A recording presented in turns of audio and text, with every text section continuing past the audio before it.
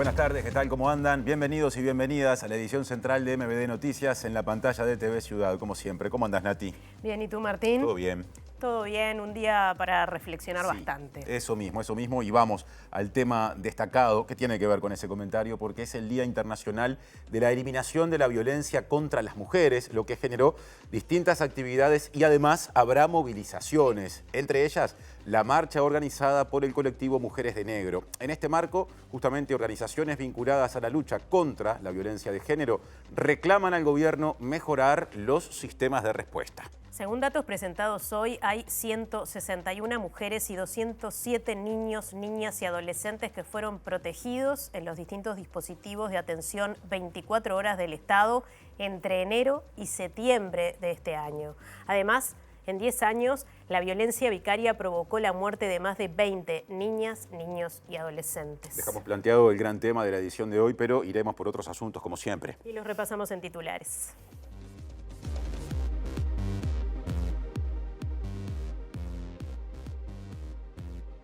El futbolista de Peñarol, Diego García, fue condenado en Argentina a 6 años y 8 meses de prisión al considerarlo culpable de abuso sexual con acceso carnal, tras la denuncia de una jugadora de hóquei de Estudiantes de La Plata, club en el que jugaba en 2021, cuando ocurrió el hecho. Se produjo un incendio en un depósito de fuegos artificiales del barrio Reus, en Montevideo, en la esquina de Domingo Aramburú y Emilio Reus. El fuego quemó todo el local, un comercio lindero y 2 vehículos que estaban estacionados frente al lugar. El Ministerio de Ambiente otorgó la viabilidad ambiental de localización a la planta de combustibles sintéticos que busca llevar adelante la compañía GIF Global en Paysandú. En su columna económica, Germán de Agosto pondrá en contexto la propuesta para gravar al 1% más rico del país presentada por el PIT-CNT. ¿En qué consiste? ¿Cuáles son los detalles técnicos?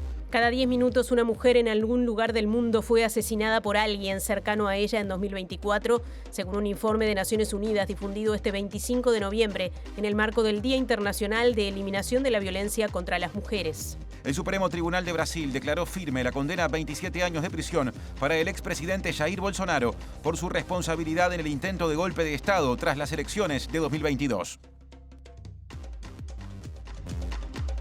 Pueden seguir en vivo en todos sus dispositivos a través de tvciudad.uy, en YouTube, y también nos pueden escuchar en la radio de la Universidad de la República, uniradio.edu.uy o 107.7 FM. Salimos del estudio, Martín. Porque es un día en el que las políticas y las acciones de combate a la violencia de género son tema. Hay movilizaciones, por ejemplo, y trae su titular a propósito de eso desde uno de los móviles, Mariana Abreu. Así es, Martín, buenas tardes para todos. Estamos aquí en la Plaza Independencia. Desde aquí parte hacia la explanada de la Intendencia de Montevideo la marcha convocada por el colectivo Mujeres de Negro en el marco de este Día Internacional contra la violencia hacia las mujeres. Allí en la Intendencia se va a estar leyendo una proclama y también se va a estar realizando una performance. Diferentes aspectos de la violencia están contemplados en esta proclama, la violencia digital y la violencia vicaria, por ejemplo. En un ratito ampliamos. A pocas cuadras se encuentra Martín Duarte, que comparte su adelanto con nosotros y con ustedes. ¿Cómo te va, Martín? Martín, Natalia, buenas tardes. Estamos en la sede del Partido Nacional, donde en algunos minutos va a comenzar a sesionar la convención departamental de Montevideo del partido. Se van a estar renovando las autoridades. Hasta el día de hoy preside esta comisión departamental el diputado Pedro Gisdoñán y bueno, con 250 convencionales, espero un mínimo de 126 para estar sesionando. Se va a estar eligiendo en algunos minutos la presidencia de Martín Lema al frente de la departamental. Va a estar haciendo uso de la palabra en algunos minutos el senador, así que los estaremos convocando. Otro adelanto vinculado a políticas sociales, el Ministerio de Vivienda y Ordenamiento Territorial y la Intendencia de Canelones entregaron nuevas viviendas a través del Plan Juntos a 18 familias de Barros Blancos, y allí el intendente canario Francisco Leñani destacó el trabajo mancomunado. Por su parte, el presidente del CODICEN de la ANEP, Pablo Cayani, confirmó que están en construcción 60 nuevos comedores que se destinarán a atender la ampliación del tiempo educativo.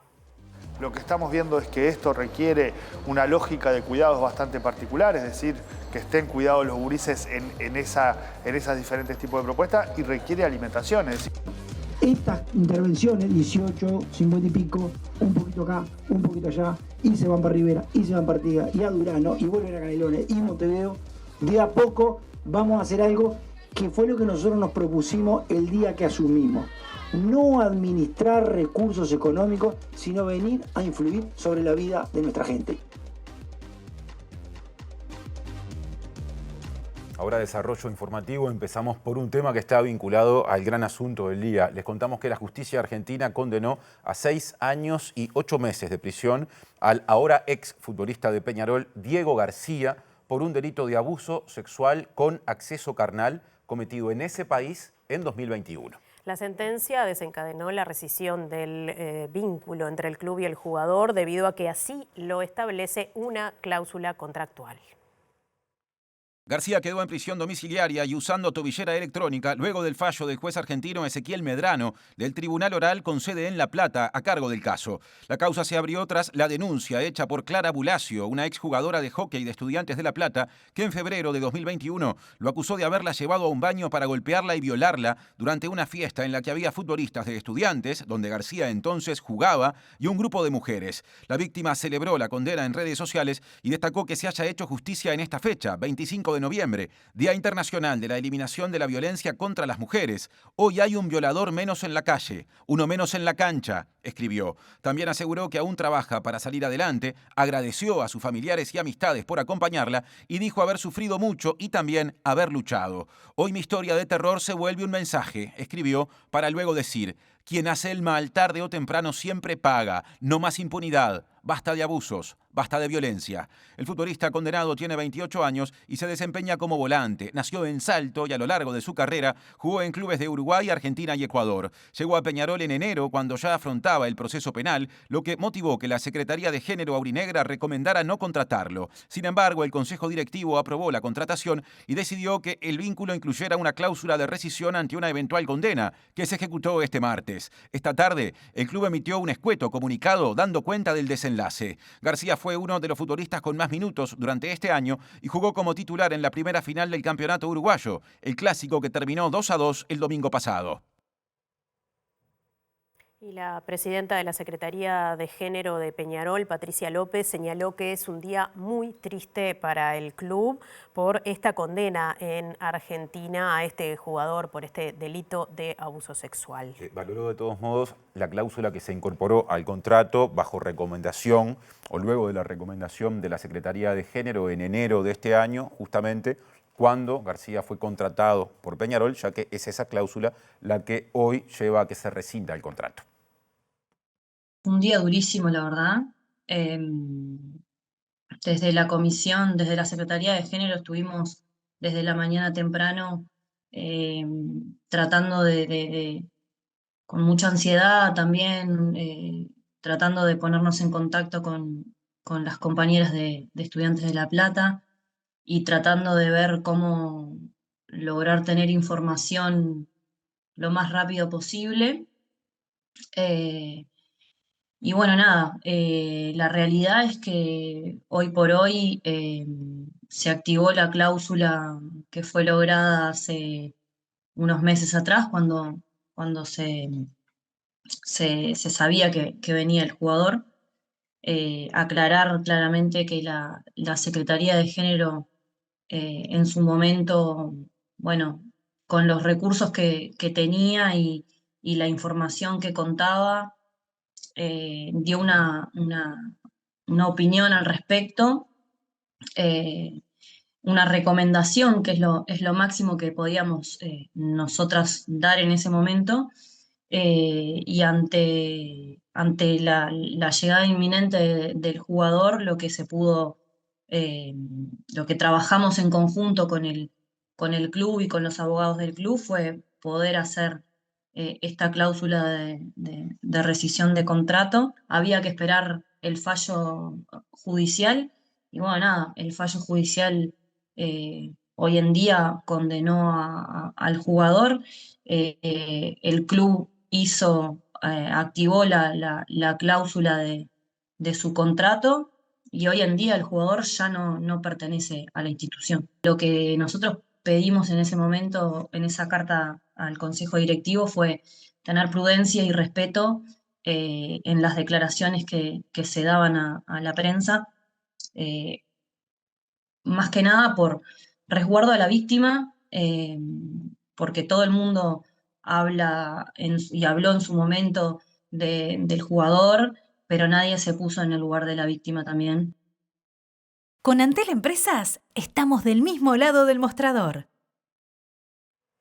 Bien, y seguimos repasando datos, testimonios de este Día Internacional de la Eliminación de la Violencia contra las Mujeres. Ahora vamos al contacto con Mariana Abreu, nos hacía un adelanto, está en una de las movilizaciones que se llevan adelante en Montevideo en esta jornada. Exactamente, aquí en Plaza Independencia, a minutos de que parta esta marcha por 18 de julio hasta la explanada de la Intendencia de Montevideo. Una marcha convocada por Mujeres de Negro, como es habitual anualmente, un colectivo que integra la Red contra la Violencia Doméstica y Sexual, de la que es parte Teresa Herrera, y a quien agradecemos por estos minutos. Teresa, adelantaba que la violencia digital y la violencia vicaria fueron aspectos que ustedes decidieron destacar en esta marcha, en este día tan especial. ¿Por qué?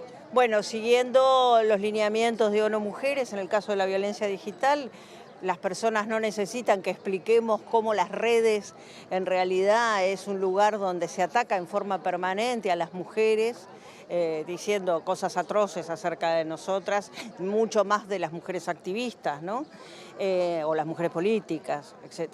Y por otro lado también el tema de la violencia vicaria, que ha sido declarado este año por el Instituto Nacional de las Mujeres, porque bueno, es clarísimo todo lo que nos ha golpeado ese tema en Uruguay con los asesinatos perpetrados por parte de los progenitores a niños, niñas. Entonces, y bueno, es necesario estudiar estos temas, es necesario clarificarlos, es necesario comprometernos en que estos no son fenómenos aislados, sino que son parte de una sociedad que necesita tener cambios, ¿no? En general se reclama al Estado. ¿Cómo ven la respuesta de las diferentes instituciones del Estado al tema de la violencia de género? Pobre. No hay una política articulada, más allá de reconocer los esfuerzos del Instituto de las Mujeres, de algunas parlamentarias comprometidas, bueno, digo, pero en realidad no hay una política, no hay un compromiso, más allá de los discursos. No hay un compromiso real, en el presupuesto estamos lejos de lo que necesitamos, y no hay, vemos muy desarticulado, ¿no? Es decir, como todo lo de Uruguay, cada institución con su chacrita, no hay una respuesta integral hacia las mujeres deben peregrinar de un lugar al otro. Tenemos una ley muy buena hace mucho tiempo, pero que lamentablemente no termina de articularse, no termina de plasmarse, porque no se da presupuesto, porque no se capacitan a los recursos, etcétera. Entonces estamos bastante lejos de lo que realmente necesitamos. ¿Y a nivel social cómo estamos? Bueno, estamos en situación difícil.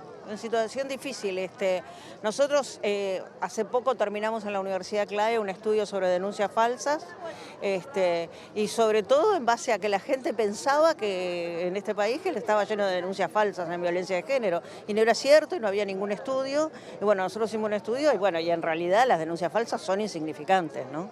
Entonces, creo que a nivel de la opinión pública hay mucha mentira, mucho mito, mucha cosa manejada que hace mucho daño, ¿no?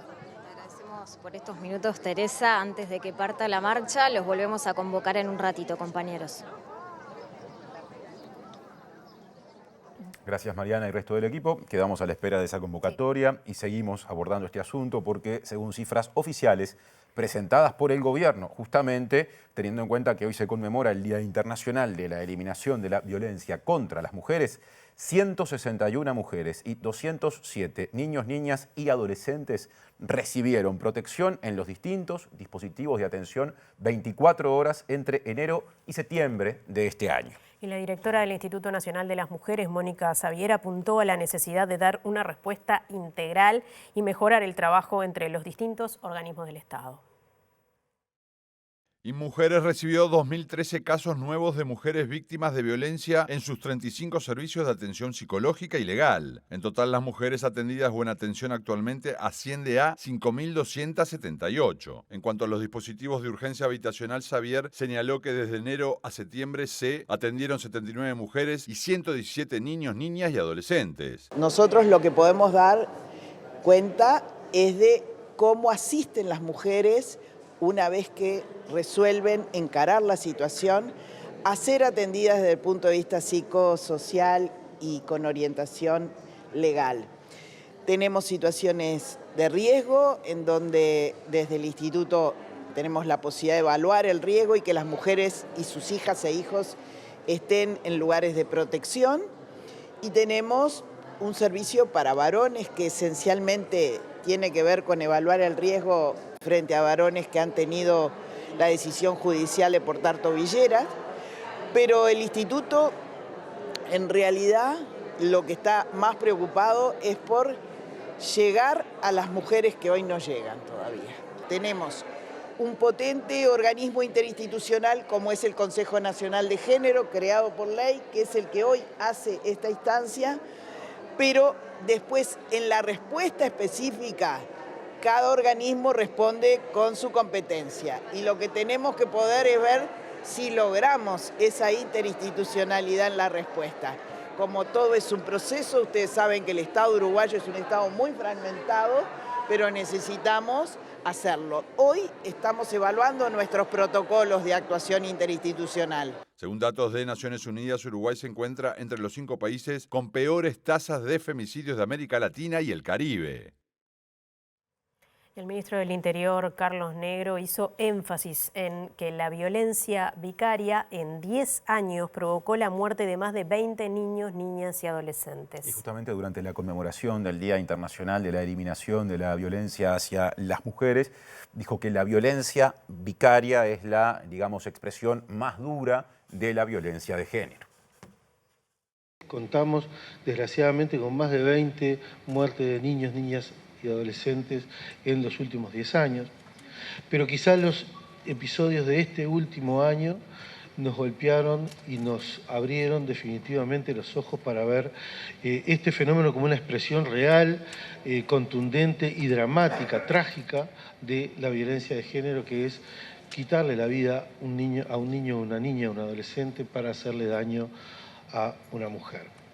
Incluso también fuimos testigos de los discursos de odio que se generaron en redes sociales por parte de algunas organizaciones y por parte de algunos de los representantes más encumbrados de esas organizaciones, que terminaron cometiendo también delitos aberrantes fruto de ese discurso de odio que se genera en algunos sectores. La presidenta del INAU, Claudia Romero, destacó que según los datos del Sistema Integral de Protección a la Infancia y a la Adolescencia contra la Violencia, CIPIAV, en 2024 recibieron 24 denuncias de violencia hacia niños, niñas y adolescentes por día, 5 de los cuales son por violencia sexual. 1 de cada 5 niños en el último año, en los últimos 12 meses, presenció violencia de su mamá o de su adulta responsable, mujer que lo cuidaba. Estos son datos, pero esos datos pueden ser amplificados porque cuando muere un niño como expresión de una violencia, o cuando un niño es violentado como expresión de una violencia en diferentes ámbitos, eso cala en otras comunidades, en su familia, en sus amigos, en su escuela. Lamentablemente este año fue muy doloroso y tuvimos que transcurrir no solamente las muertes de 2 niños chiquitos producidas por la violencia vicaria, sino también la muerte de una niña que ponía sobre la mesa una violencia de género. Muchas veces son las niñas y los niños los que son portavoces de estas historias. Más temas vinculados, porque 61% de las asistencias brindadas por la Unidad de Víctimas y Testigos de la Fiscalía General de la Nación correspondió en el año 2024 a víctimas de violencia sexual y de violencia basada en género.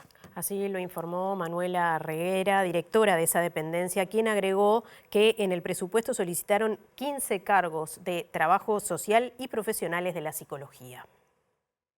Atendimos a más de 4.000 víctimas y testigos en todo el país. La unidad de víctimas tiene una cobertura nacional y en ese sentido el 61% de la atención a víctimas y testigos fue por delitos sexuales y violencia basada en género.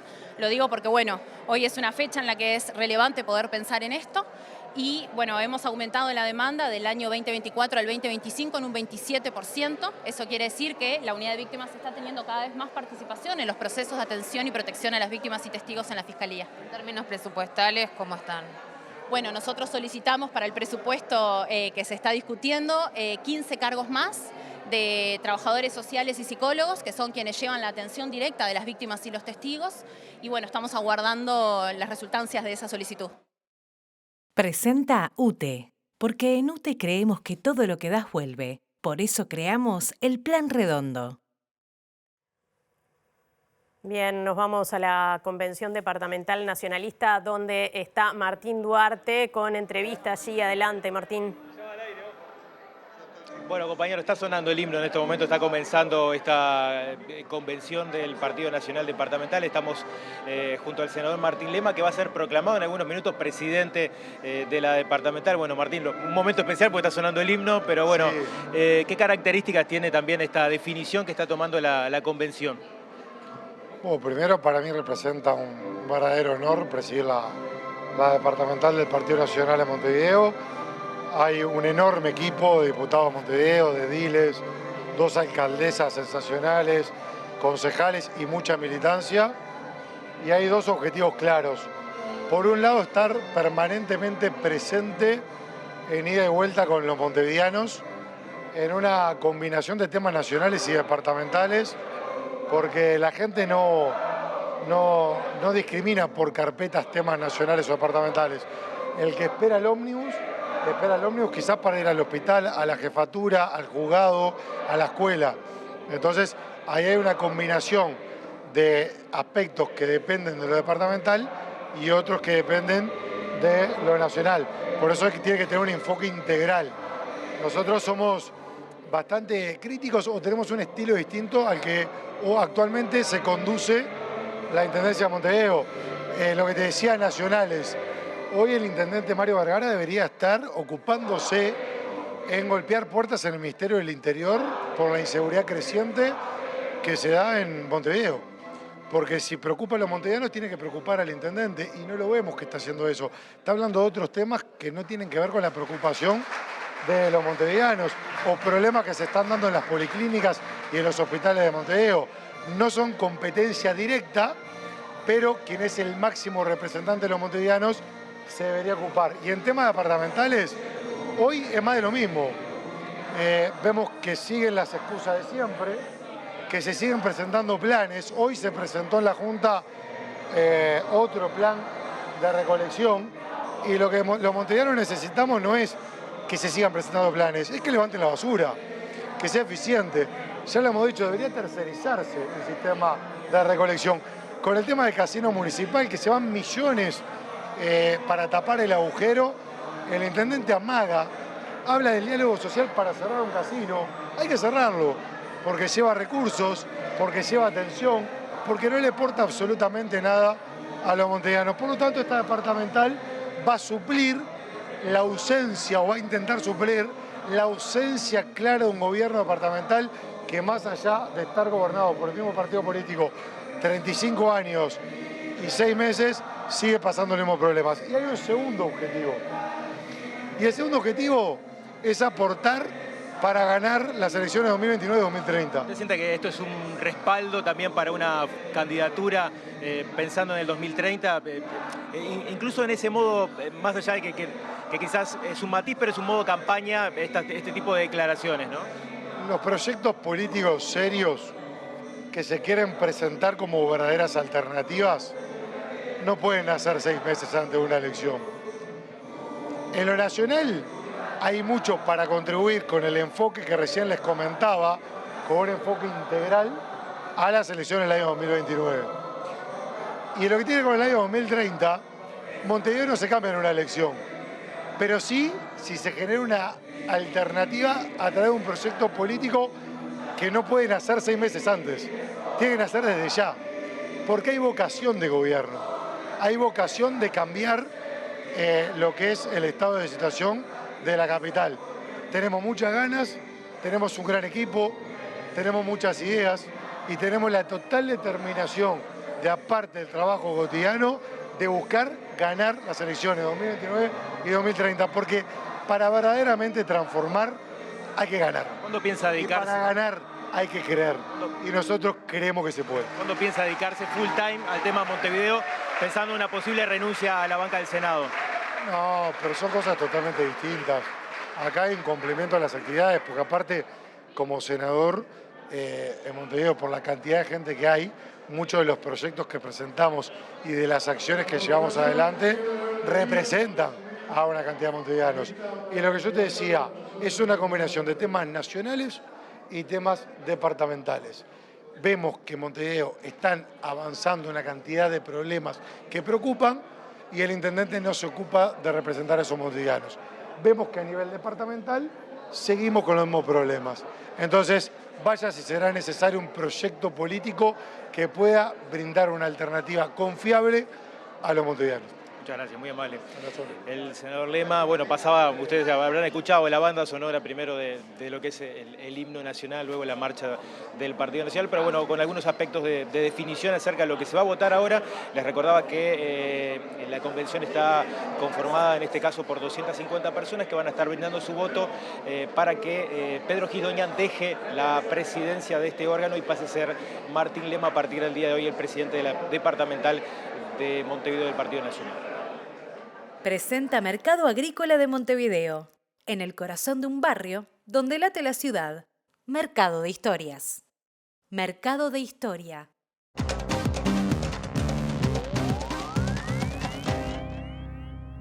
¿Qué tal? Buenas tardes. Abrimos el capítulo internacional hablando del tema del día, que es la eliminación de la violencia contra las mujeres en el marco internacional, porque hoy Naciones Unidas dio a conocer un informe verdaderamente preocupante que confirma un poco todas las denuncias y cuestiones que hemos escuchado por estas horas. Por ejemplo, cada 10 minutos una mujer en algún lugar del mundo es asesinada, y esto se enmarca en un informe de Naciones Unidas que establece justamente que durante el año 2024 se incrementó el número de personas o de mujeres fallecidas, sobre todo a manos de su entorno familiar. El 60% de estos casos que son denunciados están relacionados con la muerte de mujeres vinculadas a su entorno más cercano, parejas, exparejas, familiares o situaciones similares.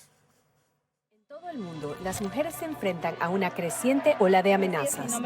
La Oficina contra las Drogas y el Delito de la ONU y ONU Mujeres presentaron un informe que establece que en 2024 unas 50.000 mujeres y niñas fueron asesinadas por sus parejas o familiares, equivalente al 60% de los casos, mientras que la cifra total de femicidios basada en datos de 117 países equivale a 137 mujeres asesinadas cada día, o cerca de una mujer cada 10 minutos. Los casos fueron ligeramente inferiores a los reportados en 2023, aunque no significa un descenso real, ya que se debe principalmente a diferencias en la disponibilidad de datos entre países, según el informe de Naciones Unidas, que señala que los hogares continúan siendo el lugar más peligroso para mujeres y niñas en términos de riesgos de homicidio. No hay ninguna región en el mundo que no registre femicidios, pero África, de nuevo, reportó el mayor número con 22.000 casos el año pasado. Los femicidios no ocurren de manera aislada, suelen formar parte de un ciclo de violencia que puede comenzar con comportamientos controladores, amenazas y acoso, incluso en línea, dijo Sarah Hendricks, directora de la División de Políticas de ONU Mujeres, en un comunicado. El reporte refiere que el desarrollo tecnológico ha exacerbado algunos tipos de violencia contra mujeres y niñas, tanto en línea como fuera de ella, con acciones como compartir imágenes sin consentimiento, recopilación de información privada sin permiso y videos ultrarrealistas hechos con inteligencia artificial, conocidos como deepfake, para publicarlos con el fin de hacer daño. El Supremo Tribunal Federal de Brasil, determinó finalmente la condena y que no habrá más lugar a apelaciones en el caso de Jair Bolsonaro y sus aliados en la intentona golpista que se dio en Brasil, antes, durante y después de la asunción de Lula da Silva como presidente. Esto incluye, por supuesto, a todos aquellos que formaron parte de una organización que ideó, generó y trató de llevar adelante esta intentona golpista, donde están involucrados importantes ministros de Bolsonaro, ex jefes militares y otros funcionarios que formaron parte de un grupo que intentó incluso asesinar a las principales figuras del país. Bolsonaro ya está detenido preventivamente y por allí va a quedar por ahora en la Superintendencia de la Policía Federal en Brasilia. Esto fue a raíz justamente del incidente de las últimas horas, cuando precisamente ante la inminencia del fallo, Jair Bolsonaro intentó aparentemente romper su tobillera electrónica en un intento de fuga que fue abortado por las autoridades brasileñas. Ahora solo resta decidir dónde va a cumplir definitivamente esa condena Bolsonaro, más allá de que su defensa va a apelar para que sea de carácter domiciliario. Sin embargo, esto confirma todo lo que ya había determinado el Supremo Tribunal Federal de las penas que le caben a Bolsonaro y sus aliados. El juez relator Alexandre G. Moraes ordenó que Bolsonaro deberá permanecer en la Superintendencia de la Policía Federal en Brasilia, donde se encuentra en prisión preventiva desde el pasado sábado para cumplir la pena, luego que los máximos jueces del Supremo Tribunal Federal dieran por terminado el proceso contra el exmandatario, ya que no caben más recursos. Bolsonaro había sido condenado en septiembre por la primera sala del Supremo Tribunal a 27 años y 3 meses de prisión en régimen inicial cerrado por liderar una organización criminal que intentó impedir la investidura del presidente Lula da Silva y subvertir el orden democrático. La misma situación alcanza el diputado Alexandre Ramallem, exdirector de la Agencia Brasileña de Inteligencia ABIN, y al exministro de Justicia Anderson Torres, quienes tampoco presentaron los segundos embargos de declaración antes del cierre del plazo. Aunque en teoría las defensas podrían intentar presentar recursos excepcionales antes del fin de semana, el Supremo Tribunal Federal ya estableció que esto solo procede si hubo al menos 2 votos por la absolución, algo que no ocurrió, por lo que la Corte declaró su improcedencia. El fallo también alcanza a otros altos mandos del antiguo gobierno, como los exministros Paulo Sérgio Nogueira y Augusto Heleno, el excomandante de la Marina Almir Garnier y el general Walter Braga Neto y el exayudante Mauro Cid, este último cumpliendo pena domiciliaria de 2 años tras su delación y colaboración con la justicia. Jair Bolsonaro ya se encuentra detenido por otra causa y permanece desde el sábado detenido bajo prisión preventiva, luego que la primera sala del Supremo Tribunal Federal mantuviera por unanimidad esa detención, al considerar que Bolsonaro infringió de manera consciente el control judicial y evaluó como alto el riesgo de evasión ante la inminencia del fallo definitivo. Presentó Mercado Agrícola de Montevideo, en el corazón de un barrio donde late la ciudad. Mercado de Historias.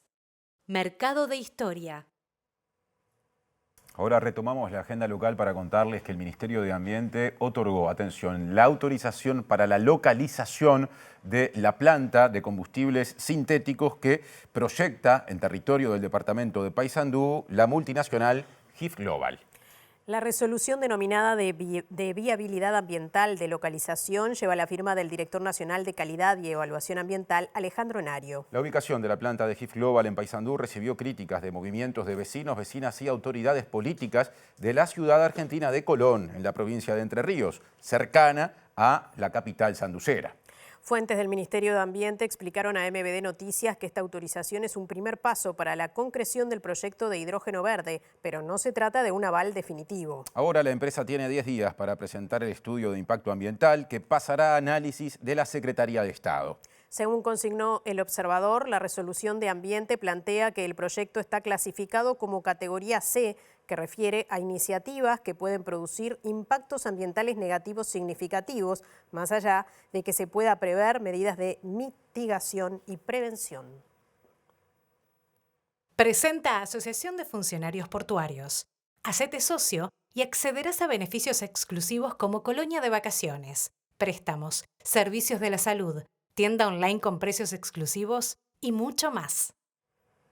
Bien, volvemos al contacto con Mariana Abreu en estas manifestaciones, marchas en el Día Internacional de la Eliminación de la Violencia contra las Mujeres. Adelante, Mariana. Sí, a minutos de que comience una de las marchas convocadas en el día de hoy. Esta es la que arranca desde Plaza Independencia esa 18 hasta la explanada de la Intendencia de Montevideo por el colectivo Mujeres de Negro. Les comentamos que el viernes pasado el Ministerio del Interior difundió datos respecto a los números sobre violencia de género. En lo que va del año ha habido 16 femicidios y 2 casos de violencia vicaria, de asesinatos de niños en lo que se conoce como violencia vicaria. Hace poco más de 2 meses se acordó en Torre Ejecutiva, con la presencia de organizaciones sociales, la creación de una mesa de diálogo para analizar y discutir las respuestas institucionales, o sea, del Estado, hacia esta problemática a raíz de un pedido de organizaciones feministas y de mujeres que, bueno, justamente reclamaban este asunto luego de un caso de violencia vicaria. Según estas organizaciones, lo que se comprometió el Poder Ejecutivo aquel día en Torre Ejecutiva no se ha cumplido. Vamos a escuchar a Soledad González de la Intersocial Feminista. Ha habido un incremento de homicidios de mujeres, estamos viendo todos los días desapariciones de niños, estamos viendo un incremento brutal de la violencia letal sobre las infancias, hijos e hijas de mujeres que denunciaron violencia. Y bueno, estamos muy preocupadas porque no estamos teniendo respuesta a la enorme problema que tenemos. ¿Se logró llegar a este acuerdo en Torre Ejecutiva de crear una mesa? ¿Qué ha pasado? ¿Cómo ha seguido ese tema? No pasó más nada, nunca más se comunicaron con nosotros para absolutamente nada, lo que nos sorprende enormemente porque solicitamos la mesa y el secretario de Presidencia se comprometió públicamente a instalarla para revisar todo el sistema de respuesta. Tuvimos una reunión en ese sentido, hicimos una propuesta, llevamos una propuesta concreta de qué acciones tomar para revisar y solucionar los grandes agujeros y falencias que tiene el sistema de respuesta, y nunca más nos respondieron y directamente nos han ignorado. Nos ignoraron en el presupuesto, no hicieron ninguna, absolutamente ninguna modificación del original, después de que mataron a 3 niños con aviso. Tampoco se conmovió el Parlamento para agregar recursos para contener esta violencia. Y bueno, la verdad es que estamos tremendamente decepcionadas, ¿no? O sea, nunca esperamos este destrato por parte del gobierno para con nosotras. Bueno, y la respuesta por parte del sistema de justicia también presenta desafíos, por ejemplo, el presupuestal y la formación de los operadores en la temática de género. Este es un planteo que realizaba Lucía Long, la secretaria general de la Asociación de Defensores Públicos. La escuchamos. Específicamente hoy la justicia está bastante saturada en todo el país. Entendemos y siempre defendemos que especialmente en el interior del país, en lo que refiere a los procesos de protección, es decir, los procesos en donde se adoptan medidas para que esas vulneraciones o esas violencias que sufren mujeres, niños, niñas y adolescentes cesen, y se intenta también en ese contexto reparar el daño. Las dificultades presupuestales que venimos atravesando desde hace ya muchos años y que se han denunciado también desde todo el sistema de justicia hace que muchas veces esa justicia realmente no termine llegando a las víctimas, que se generen dificultades para el cumplimiento de estas medidas, que se generen dificultades para que las mujeres puedan salir de esos círculos de violencia, porque la realidad es que hoy desde el Estado no hay programas que permitan que una víctima pueda económicamente, sobre todo, que es la población a la que activamente más atiende la Defensoría, pueda salir de este círculo de violencia. Y bueno, y esto se refleja en una atención deficiente de las situaciones que se complejiza con el aumento de los casos que se viene sosteniendo en el tiempo desde hace ya varios años. Respecto a la violencia vicaria, nosotros también como asociación lo hemos manifestado frente a lamentables situaciones que han ocurrido en nuestro país. no solamente en lo que refiere a la posibilidad o la existencia de una violencia física directamente, sino algunas manifestaciones también quizás menos visibles de la violencia vicaria, pero que nosotros como defensores y defensoras, quienes ejercen en materia de familia y familia especializada, lo ven todos los días.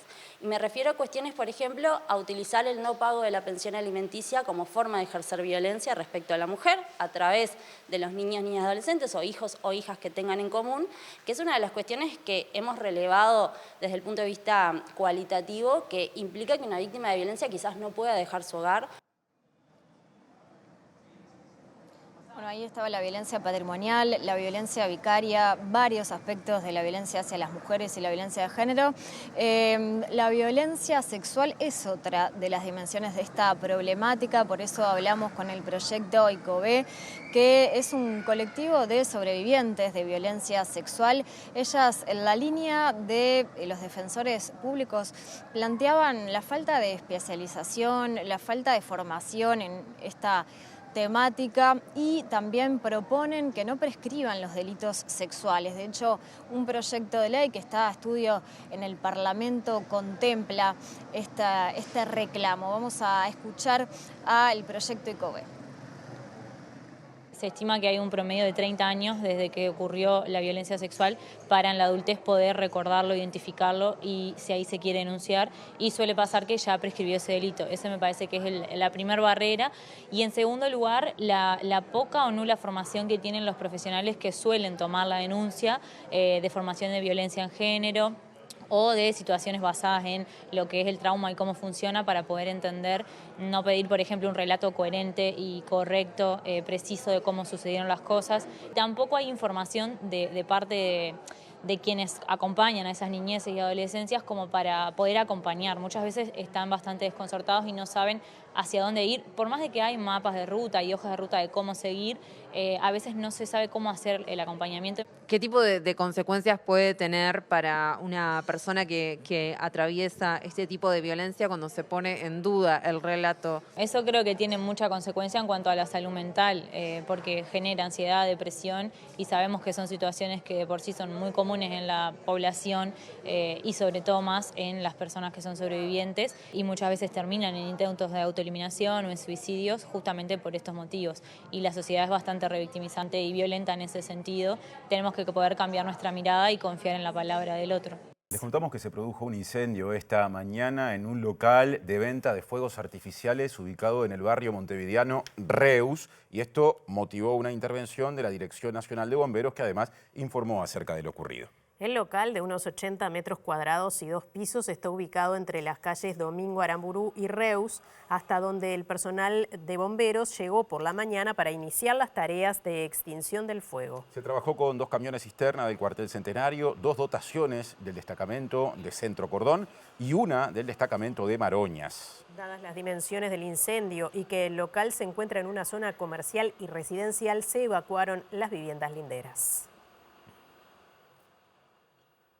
Otro asunto, les contamos que fue dada de alta una niña que resultó agredida por pares en la escuela 98 de Paysandú y si bien momentáneamente está bajo internación domiciliaria, en los próximos días se evaluará una posible intervención quirúrgica. Una delegación del Sindicato de Magisterio y un grupo de padres y madres se movilizaron este lunes frente a la Inspección Departamental de Educación Inicial y Primaria en reclamo de mayor seguridad para los centros educativos en Paysandú.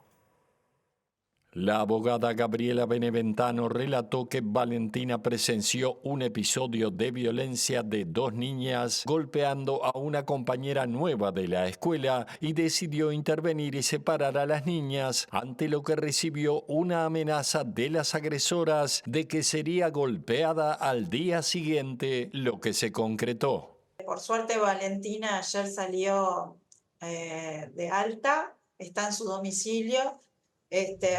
Tuvo una quietud absoluta y ahora en el domicilio le pidieron lo mismo y bueno, pidiéndole a Fiscalía a través de la unidad de víctimas y al hospital contención psicológica para Valentina y para Alfonsina, que es su hermana, porque también ella vivió toda esta violencia de lo que pasó en el episodio en la escuela. ayer tuvimos como que la etapa de investigación comenzó con que declaró la mamá de Valentina, yo la acompañé, y bueno, recién estamos en los primeros indicios de la investigación a nivel de fiscalía.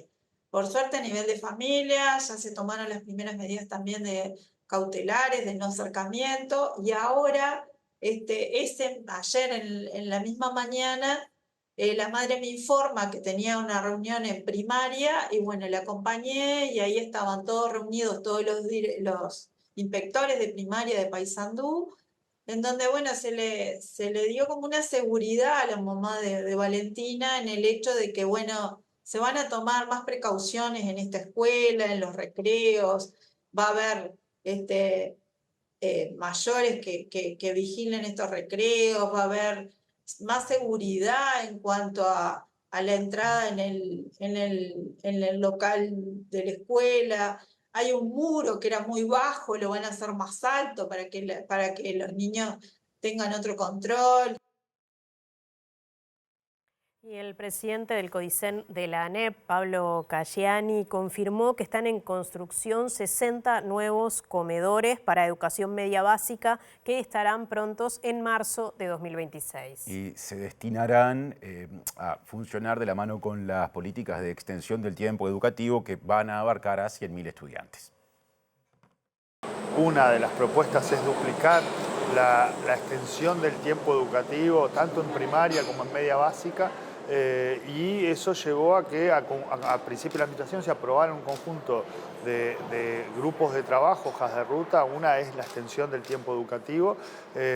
Este seminario pretende sistematizar y abrir algunas conversaciones sobre cómo hacemos para extender el tiempo en nuevas modalidades, pero además cómo valoramos las modalidades que estamos implementando. Es decir, Uruguay tiene múltiples experiencias de lo que es la media rural con UTU, pasando por lo que son los María Espínola, los liceos de tiempo completo, los liceos de tiempo extendido, los centros educativos asociados, las escuelas de tiempo completo, las escuelas de tiempo extendido. Es decir, múltiples formas de extender el tiempo, y la idea es tener una evaluación de qué es lo que se hizo y una proyección de por dónde se puede andar. Nosotros además estamos sistematizando experiencias de extensión del tiempo que están por fuera del radar de la política educativa, que son las que hace el INAU, el Ministerio de Educación y Cultura, las intendencias, los municipios, la Secretaría de Deporte, actores comunitarios, que básicamente lo que tienen son experiencias significativas para que nuestros gurises aprendan más y circulen por diferentes tipos de propuestas. Lo que estamos viendo es que esto requiere una lógica de cuidados bastante particular, es decir, que estén cuidados los gurises en esas diferentes tipos de propuestas, y requiere alimentación, es decir, porque para extender la jornada hay que comer. Es así que hay una construcción de 60 comedores para media básica, que es la construcción de comedores para media básica más grande de la historia del país, y que van a estar prontos en marzo del año que viene. Es decir, estamos construyendo todo para cumplir con el compromiso de duplicar las propuestas con extensión del tiempo educativo.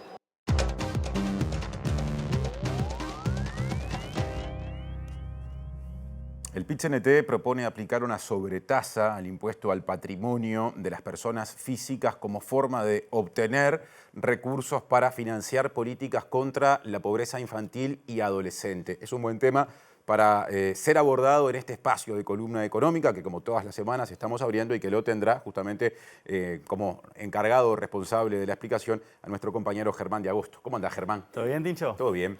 Sí, arrancamos por una contextualización, básicamente simplemente repasando algunos indicadores que conocemos ya de memoria por la profundidad que tiene, de alguna manera, la problemática que pone en evidencia. Este probablemente sea uno de los gráficos más tristes, más angustiantes que tenemos de la perspectiva del desarrollo del Uruguay, y tiene que ver justamente con la descomposición o el perfil de la pobreza, ¿sí? La pobreza general hoy por hoy es del 17% en la metodología que conocimos hace unos meses, la metodología nueva, ¿sí? Pero naturalmente en las infancias y en la adolescencia tiene niveles del entorno en promedio del 30%.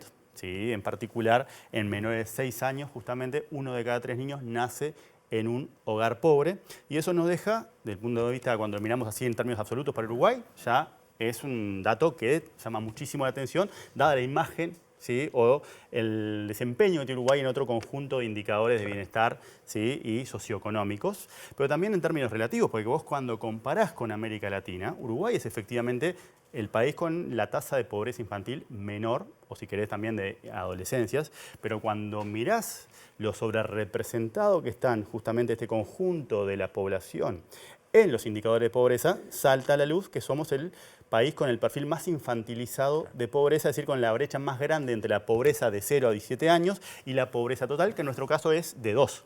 En América Latina en promedio es 1,4, pero en nuestro caso la pobreza infantil duplica la pobreza general y eso nos deja en la peor posición de un continente que no justamente se caracteriza por tener buenos indicadores. Y cuando lo miramos en términos más amplios para salir de la región, justamente para no quedarnos con esa base de comparación, en la siguiente placa lo que tenemos es un estudio que se presentó a UNICEF, en su momento lo relevamos, que justamente nos compara, ¿sí?, en función de lo que es nuestro grupo de pares, es decir, países que no necesariamente de la región, pero tienen niveles de ingreso similares. Nosotros entramos dentro de lo que está sombreado y somos el país justamente con mayor pobreza infantil dentro de nuestro grupo de pares, es decir, países con las características similares en términos de su perfil socioeconómico. En el ranking de UNICEF, que básicamente toma esta muestra de países de ingreso medio, por lo tanto tiene 40 países, en términos de tasa estamos en el lugar 38 y en términos de variación, es decir, cuánto mejoró nuestro desempeño en esta órbita, en el puesto 22, justamente deriva la conclusión de que más allá del ingreso per cápita que pueda tener un país, los resultados en materia de pobreza infantil dependen del despliegue de políticas concretas. Con los ingresos únicamente o solamente no alcanza. No es un proxy suficiente como para decir, bueno, dado el nivel de ingreso, espero que la tasa de pobreza sea esta. Claro. Porque justamente, dado nuestro nivel de ingreso, no esperás que nuestra tasa sea esa. Por lo tanto, hay una disociación entre el nivel de ingreso y los resultados que obtenemos en términos de pobreza infantil, que como decían ayer en el Paraninfo, de alguna manera hay una cuestión de justicia asociada a que el devenir vital de las personas no debería quedar atado a factores que son arbitrarios de una perspectiva moral, ¿sí?, accidentes aleatorios, el primero de ellos dónde nacemos, claro, y también de una perspectiva económica, ¿sí?, porque todo lo que pasa justamente a un niño en su desarrollo marca lo que es su trayectoria en todas las variables que hacen al bienestar. Por lo tanto, no solamente tiene sentido desde el punto de vista de la justicia, sino que también tiene sentido económico, porque eso, si vos justamente lográs invertir en primera infancia, que es la inversión socialmente con mayores retornos, ¿sí?, por todo lo que implica, tenés no solamente ciudadanos más libres, ¿sí?, sino que en particular ciudadanos más productivos. Más productivos, si sos vos, si soy yo, si somos todos, tenés una economía más productiva. Una economía que tiene que gastar menos, por ejemplo, en subsidio de desempleo. Por lo tanto, no necesita el esquema de bienestar que tenemos. Y un otro conjunto de cosas que hacen a la seguridad, un tema relevante, a la salud, otro tema relevante, y a otras perspectivas del desarrollo. Por lo tanto, la propuesta se fundamenta justamente en este contexto, en este flagelo que nos pega desde el punto de vista más filosófico, si querés, pero también economicista, en el sentido de la necesidad de crecer más. Y luego de ver la explicación con respecto a estos primeros datos, queda claro que hay un problema en Uruguay particular, singular, vinculado a la pobreza de niños, niñas y adolescentes, y me pregunto qué características tiene la propuesta presentada por el PIT-CNT para atender ese problema. Exacto, acá estamos hasta la parte de la fundamentación, vamos una plaquita más, ¿sí?,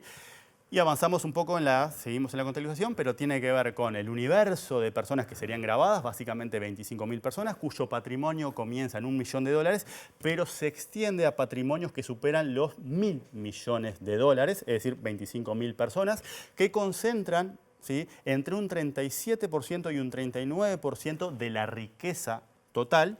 Por lo tanto, la aspiración de esta propuesta, ¿sí?, que se sofistica en relación a lo que ya estaba planteado, es gravar con un impuesto de 1%, ¿sí?, a ese 1% de esas 25.000 personas para recaudar en el techo de las aspiraciones un 1% del PIB. Todavía no se sabe, porque las estimaciones en función de esa nueva propuesta no están, ¿sí?, pero lo que decía hoy Viñales, por ejemplo, es que el 1% de recaudación, ¿sí?, 800 millones de dólares, sí, sería como un techo. Sí, es decir, sería el escenario de máxima, exacto, el más optimista. Entre 0,5 del PIB, entre 400 millones u 800 millones. Pero la estimación de la propuesta que se presentó ayer, en términos de recaudación, no está todavía porque faltan definir un montón de cosas. ¿Sí? Así que avanzamos un poquito más y ya nos vamos metiendo en la propuesta concreta que tiene que ver con la creación de esta sobretasa para el impuesto al patrimonio de las personas físicas. IPPF por su sigla, una sigla que hasta esta discusión casi no usábamos. Exacto, sí.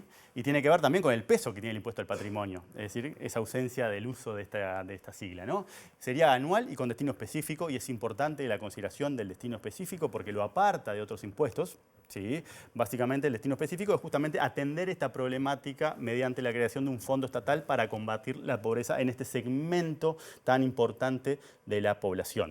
No implica, ¿sí?, modificar lo que ya existe, ¿sí? Es decir, se montaría sobre una estructura existente que ya está prevista en nuestro sistema tributario, que es el impuesto al patrimonio, ¿sí?, que comienza desde un mínimo imponible de 6.381.000 pesos, ¿sí?, a una tasa, fíjate, de 0,1, recaudando, por lo tanto, un 0,01% del PIB. Perdón, por si entendí mal, o bien, vos me dirás.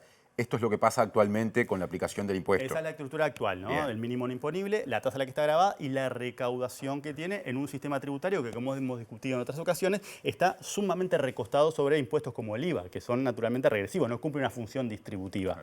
Entonces, esto es una primera etapa, según se entiende la propuesta, que es la creación de esta sobretasa, que no está previsto que incremente la presión impositiva ni sobre trabajadores ni sobre activos que están sujetos a actividades productivas. ¿Sí? Y en una segunda etapa... Eso, perdón, es muy importante lo que decís. Por supuesto, porque... Como hablamos de patrimonio, si ese, supongamos, inmueble, ¿no?, está asociado a alguna actividad productiva. El primer ejemplo que se me viene a la cabeza es un establecimiento agropecuario. Eso, a ver si te entiendo bien, no entraría dentro de lo grabado. No, ya quedaría grabado, ya sea por el IRAE o ya sea por otro tipo de impuestos que ya existen, ¿sí? Esto es decir, básicamente sería para cosas que son no productivas, si querés por ponerlo de alguna manera. O sea, una vivienda, por ejemplo, lujosa, ubicada en un balneario del este. Financieras, dinero, exactamente. Por poner un ejemplo. Que no tiene una función productiva desde este punto de vista. Bien. ¿Sí? Y la segunda etapa sería justamente promover una revisión integral del sistema tributario uruguayo o una reforma de segunda generación para sacarle un poco ese perfil tan regresivo, dado que está tan recostado sobre los impuestos al consumo, e ir hacia un perfil más orientado hacia la renta del patrimonio y de la riqueza. Eso es un poco como lo están programando, si se quiere, la discusión hacia adelante. Ahora ponemos la sobretasa y luego vemos si se puede revisar justamente este perfil regresivo que tiene nuestro sistema tributario. Lo que se dice una propuesta en 2 etapas. Exactamente. ¿Sí? Vamos un pasito más. Y acá tenemos lo que se desprende del documento, que es, acá tenés como los mínimos y los máximos, ¿sí?, de los patrimonios. ¿Sí? Y acá tenés como pusieron 3 ejemplos de tasas. Si te fijas, el primer ejemplo, que es la primera tasa, es más gradual. Fíjate que trepa un poco más lento. Ajá. La segunda ya es como la intermedia, fíjate que salta más. Y la tercera sería, si querés ponerlo entre comillas, como la propuesta más agresiva, porque ya tenés un salto más importante entre las franjas. Es la que estamos viendo más cerca de donde estoy yo, digamos, ¿no? Exacto. Si te fijas, todas convergen a 1,5, pero convergen con distinta cadencia. ¿Sí? Y básicamente la progresividad del impuesto está dada por la existencia de estas franjas y por el cambio de las tasas, ¿sí? Dado que esto es un poquito complejo, vamos en la siguiente placa a usar el ejemplo, ¿sí?, que ayer se presentaba de alguna manera. Es, bueno, asumamos que vamos por el camino intermedio, ¿sí?, y asumamos una persona que tiene un patrimonio de 5 millones de dólares. ¿Cuál sería la tasa efectiva que pagaría y cuánto recaudaría? Bueno, por su primer millón de patrimonio está exonerado. Fíjate que hasta ahí no hay tasa. Porque ese es el mínimo no imponible. Por eso está recaudación 0. Por su segundo millón, ¿sí?, una tasa de 0,25. Ajá. ¿Sí? Esa parte, ese tramo, quedaría entonces grabado y obtendría 2.500 dólares. Como es el patrimonio de 5 millones, tenemos que seguir bajando nuestra escala y su tercer millón queda grabado, ¿sí?, a esta otra tasa del 0,5, 5.000 dólares. Y finalmente el cuarto y el quinto millón entrarían en la cuarta fila. Por lo tanto, la tasa sería del 1%. Entonces, cuando vos sumás, lo que pagaría esta persona con un patrimonio de 5 millones es 27.500 dólares. Y por lo tanto, si dividís 27.500 dólares entre su patrimonio, te da una tasa del 0,55%.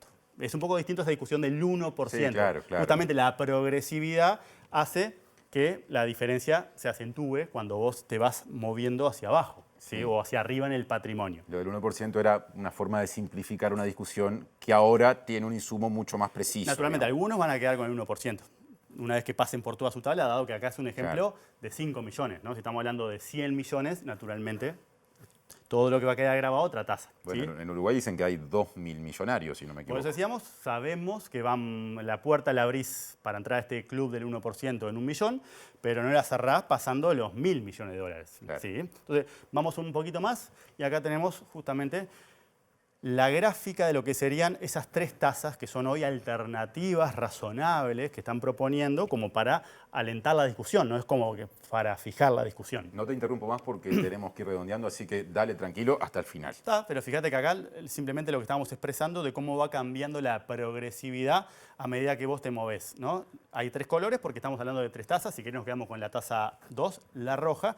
Acá tenés la riqueza, fíjate que va de 0 millones, patrimonio nulo, sí, hasta por lo menos 100 millones de patrimonio. Y ya en aquella parte, con 100 millones de patrimonio, ya la tasa efectiva ya te queda en la línea del 1,5%. Pero esto es básicamente cómo cambia la progresividad dentro o para recoger la heterogeneidad que tiene también este grupo tan particular de la población.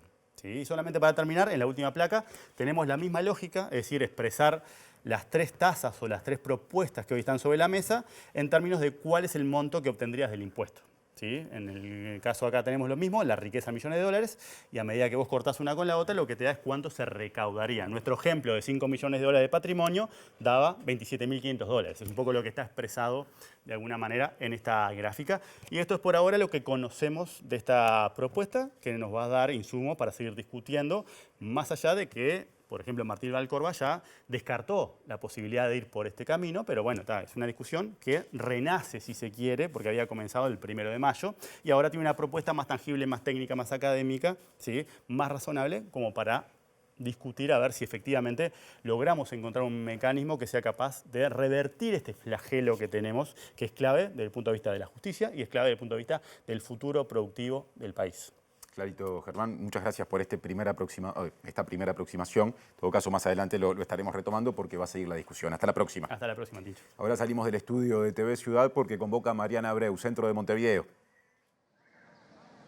Sí, precisamente Plaza del Entrevero, por aquí transcurre la marcha de Mujeres de Negro, convocada en el marco del Día Internacional contra la Violencia hacia las Mujeres.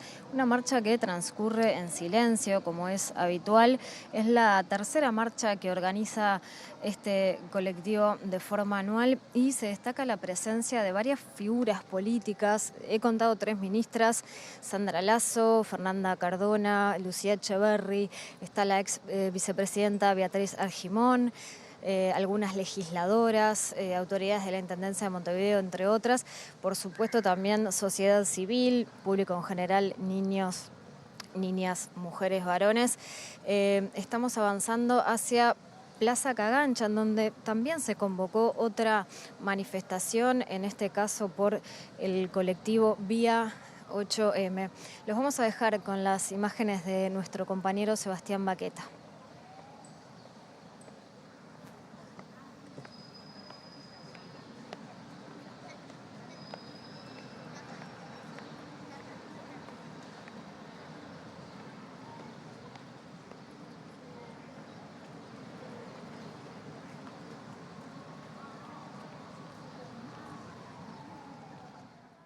Bien, y desde este silencio en el centro de Montevideo nos vamos al Palacio Legislativo, donde se continúa analizando el proyecto de presupuesto nacional y hay conferencia de la bancada del Frente Amplio. Martín Duarte está allí.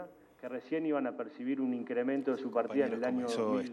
De conferencia de prensa en este cuarto intermedio que se toma el plenario en el Senado. Recordar que en la jornada de hoy se va a estar votando en general la ley de presupuesto nacional y la bancada del Frente Amplio está haciendo una conferencia para hablar de unos 320 millones de pesos que serán reasignados.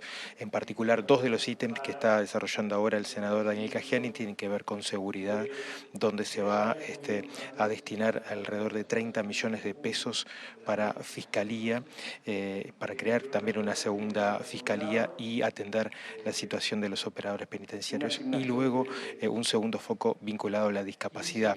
Vamos a estar escuchando ahora justamente las reasignaciones en torno a la educación. Lo escuchamos a Caggiani.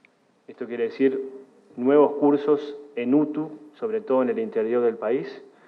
En principio serían casi 2.000 gurises más que van a poder estudiar y van a tener nueva oferta o posibilidades de inscribirse en la UTU en algunos pueblos tecnológicos, como en el caso de Rocha y otros departamentos. También 45 millones de pesos para otorgar becas a estudiantes en el Consejo de Formación y Educación, Esto podría totalizar casi entre 500 o 800 becas, depende de las becas que se vaya a suministrar, pero estamos pensando que puede haber casi un umbral de 1000 gurises y gurisas o estudiantes que puedan verse beneficiados con estos inyección importante de becas en formación en educación, y también 120 millones de pesos con destinos a la extensión del tiempo pedagógico en los liceos o en los centros de educación media, que sin duda es una política muy importante que está desarrollando la propia Administración Nacional de Educación Pública, que se complementa con un conjunto de medidas que ha tomado, entre otras cosas con el plan de alimentación escolar, y que esto podría beneficiar a casi 10.000 gurises más que podrían tener mayor tiempo pedagógico, es decir, más horas de aula y clases en los liceos de educación media, sobre todo en Montevideo y Canelones, y esto totalizaría 180 millones de reasignaciones que se harían, en este caso a la propia Administración Nacional de Educación Pública, y además se le va a extender también una autorización que contaba hasta el año 2024, pero que en el año 2025 no la tenía, para que puedan utilizar parte de las partidas que tienen autorizadas para los fondos de infraestructura edilicia, para que también se puedan utilizar para contratación de docentes en educación. Y eso también es una habilitación que le vamos a dar a la propia Administración Nacional de Educación Pública, que nos solicitó en la comparecencia respectiva. Y termino, disculpen que ha sido medio largo, pero es importante poder también ser más extenso en la explicación.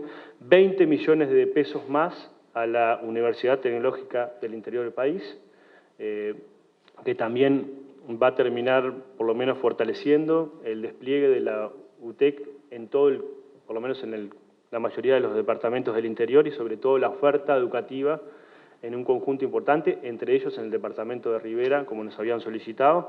Esta partida además también no solamente es para perfeccionamiento, para formación, sino también para infraestructura, y también becas, que también es importante y nos habían solicitado no solamente las autoridades, sino los propios alumnos de la UTEC, y también un conjunto importante de recursos para la Universidad de la República, en este caso 50 millones de pesos, que van a estar divididos 15 millones 35 millones en un fondo para fortalecimiento y atención a el incremento para los funcionarios de la Universidad de la República, los funcionarios no docentes, y otros 15 millones para el fortalecimiento del mantenimiento de la actual infraestructura edilicia, que además se suma a una también facultad que le estamos otorgando a la Universidad de la República para que puedan, a través de un fideicomiso, poder utilizar parte de los inmuebles que la universidad tiene a lo largo y ancho del país, en caso de que el propio CDC lo pueda autorizar, para que se pueda también utilizar para compra y refacción de infraestructura edilicia para la Universidad de la República.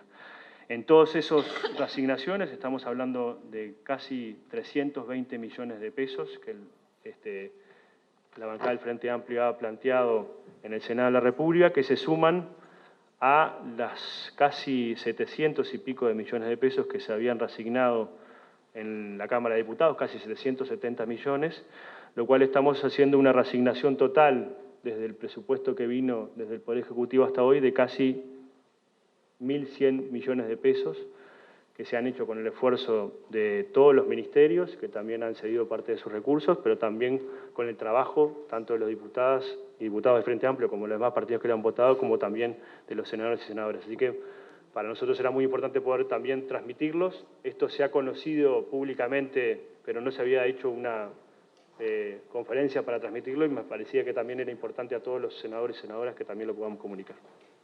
Muchas gracias. Ahora miramos hacia el interior, pero desde el Poder Ejecutivo, porque precisamente el Gobierno Nacional dio marcha atrás en la inicial intención de designar a un dirigente de Cabildo Abierto. Rodolfo Riani como titular de un centro llamado Casa Abierta, ubicado en el departamento de Artigas, que se dedica al tratamiento de adicciones. Se tomó la decisión tras protestas planteadas por la Mesa Política Departamental del Frente Amplio ante el presidente de la fuerza política, Fernando Pereira. El tema fue analizado y resuelto en el marco de los contactos permanentes que hay entre el Poder Ejecutivo y el Frente Amplio. La presidenta de la Mesa Política de Artigas, Marianela Olivera, explicó a MBD Noticias que si bien el proceso de designación estaba avanzado, no se había concretado, por lo tanto no es necesaria la desvinculación formal del gobierno. Riani en su momento fue integrante del Partido Colorado, incluso candidato a intendente por esa colectividad, pero más aquí en el tiempo pasó a integrar Cabildo Abierto, por cuyo lema había sido nombrado por el expresidente Luis Lacalle Pou como responsable justamente de este centro llamado Casa Abierta durante el periodo pasado. Es un centro de apoyo a personas, como decíamos, con consumo problemático de drogas. La resistencia del Frente Amplio artiguense contra Riani era por sus ataques constantes hacia la izquierda, pero especialmente por sus reivindicaciones de la dictadura con la cual tuvo lazos familiares por su tío Rubén Riani, fallecido en 2017, que fue consejero de Estado y figura en la lista de los civiles que fueron parte del terrorismo de Estado.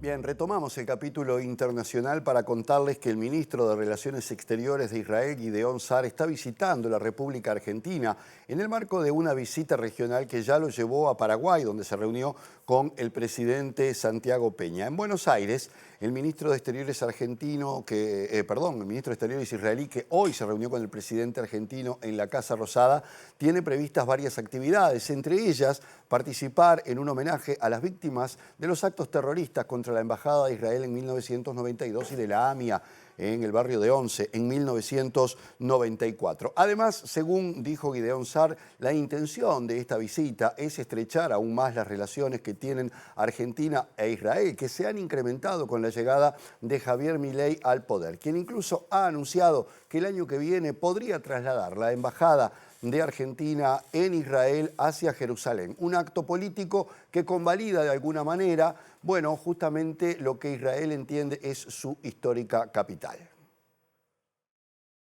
El funcionario israelí llegó a Buenos Aires acompañado por un grupo de empresarios de su país interesados en explorar oportunidades de inversión en la región y durante el primero de los 2 días de su estadía, además de su reunión en la Casa Rosada con el presidente Milei, está previsto un encuentro en el Palacio San Martín con el ministro de Relaciones Exteriores argentino, Pablo Quirno. La visita, enmarcada en una gira latinoamericana, incluye también una nutrida agenda empresarial y actividades con la comunidad judía local, y la agenda contempla encuentros con figuras claves del Poder Ejecutivo y Legislativo argentino, como el titular de la Cámara de Diputados, Martín Menem, y los ministros salientes de Seguridad y Defensa, Patricia Bullrich y Luis Petri. Uno de los momentos centrales de la visita de Gideon Sa'ar será su participación como invitado de honor en actos conmemorativos dedicados a las víctimas de los atentados terroristas contra la Embajada de Israel en Buenos Aires en 1992 y la AMIA en 1994, y en el marco de estas actividades, el canciller ofrecerá un discurso durante la celebración del 90º aniversario de la DAIA ante funcionarios y miembros de la comunidad judía argentina. En el plano diplomático, uno de los temas más relevantes de la agenda bilateral es la decisión del presidente Javier Milei de trasladar en 2026 la embajada argentina en Israel a Jerusalén Occidental, reconociendo así el derecho de Israel a establecer su capital en esa ciudad, medida que representa uno de los gestos de alineamiento internacional más importantes que quiere terminar de establecer la gestión libertaria. Bien, nos vamos al escenario de la crisis que plantea Estados Unidos en el Mar Caribe a partir del despliegue militar que ha tenido un nuevo capítulo en las últimas horas con el sobrevuelo de un bombardero B-52, 2 aviones F-18 y otro avión de inteligencia que estuvieron a 65 kilómetros de la costa venezolana, un día después de que el gobierno de Estados Unidos decretara que el Cártel de los Soles, tan mencionado y tan poco conocido, es una organización terrorista extranjera y que está vinculada vinculada al gobierno de Venezuela. Todo esto se da en ese contexto de tensión que se vive en la región, sobre todo después de que en los últimos días Estados Unidos le advirtiera a varias aerolíneas que suspendieran sus vuelos a Caracas por la seguridad propia de los aviones comerciales y de la inseguridad que, según Estados Unidos, se vive en estos momentos en la región.